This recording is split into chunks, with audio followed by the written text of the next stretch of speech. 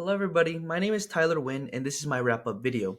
For a little refresher, my topic was on Taiwanese independence with respect to democracy and US relations. The first thing I'm going to talk about is on two recent events that occurred surrounding Taiwan. These two topics include the recent discussion between US President Joe Biden and Chinese President Xi Jinping. Another topic was the TSMC receiving $6.6 billion to bolster US chip manufacturing. So during my presentation, I was able to cover briefly on the stance the US has with the One China policy. The US has generally adhered to this policy and has been providing assistance to Taiwan through the Taiwanese Relations Act. So just for a brief refresher of what the One China policy is, it's basically what states that Taiwan is under China. In a recent call between the two presidents, they discussed various topics which included Taiwan. As I mentioned, Taiwan had recently elected President Lai Ching-te, who had vowed to safeguard Taiwan's de facto independence from China. During their discussion, Biden reaffirmed the United States' long-standing One China policy, but also made clear that the U.S. opposes using force to bring Taiwan under Beijing's control. China sees Taiwan as an internal issue and has strongly opposed U.S. help for Taiwan.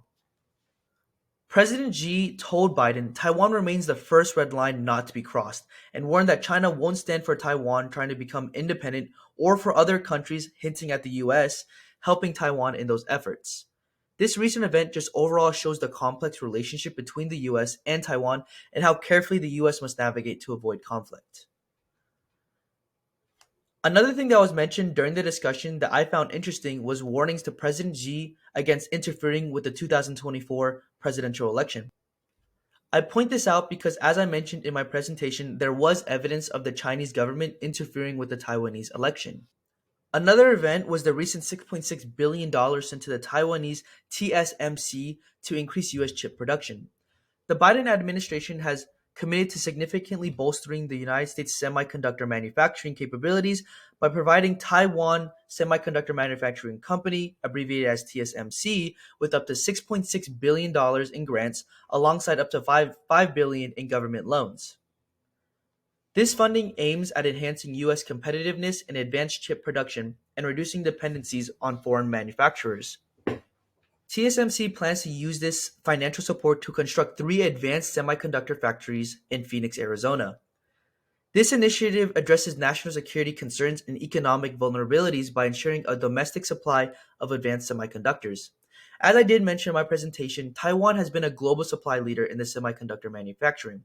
And with increasing conflicts surrounding Taiwan, there has been an increased risk on the production of semiconductors and the overall global supply of them. The decision was made in regards to growing US-China trade tensions, risk of military aggression towards Taiwan, and the recent challenges highlighted by the pandemic and induced global chip shortages. Answering your questions. So someone stated, I'm still curious how a small area such as Taiwan plans to keep its sovereignty from such a large and powerful player such as China. So Taiwan has been able to maintain its sovereignty through a combination of strategic defense, international diplomacy, economic resilience, and technological innovation.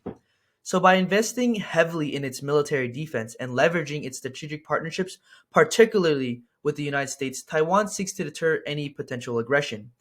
Diplomatically, Taiwan works to strengthen ties with other democracies and participate in international organizations, even in non-official capacity, to garner global support. Economically, Taiwan is a vital player in the global technology and semiconductor industries, making it an essential part for the global economy.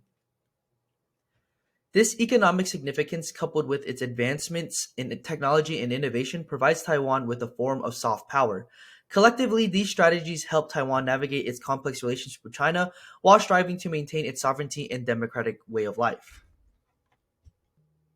So another question someone asked was, would the United States support the independence of Taiwan given their tension with China, or would the United States favor Chinese control? So the United States officially supports the One China policy, which recognizes the People's Republic of China, the PRC, as the sole government of China, but does not endorse Chinese control over Taiwan or Taiwan's formal independence. While the U.S. opposes any forceful changes to Taiwan's status and provides support for Taiwan's self-defense, it has not explicitly supported Taiwan's formal independence, aiming to maintain stability in the region and manage its complex relationship with China. So in other words, I don't see the U.S. fully supporting Taiwan, even if they tried to gain independence, just due to the tensions between the U.S. and China, and just because of the big player that China is. So I just don't see them playing any role. So one final question someone asked was, what pressures or incentives did the PRC invoke to sway international recognition from the ROC to the PRC? So there have been many different methods that the PRC, the People's Republic of China, has used to sway recognition. One of the methods was through diplomatic isolation. The PRC insisted that any country wishing to establish diplomatic relations with it must adhere to the One China policy. Another way was through economic incentives. China had become one of the world's largest economies and offered significant economic and trade opportunities.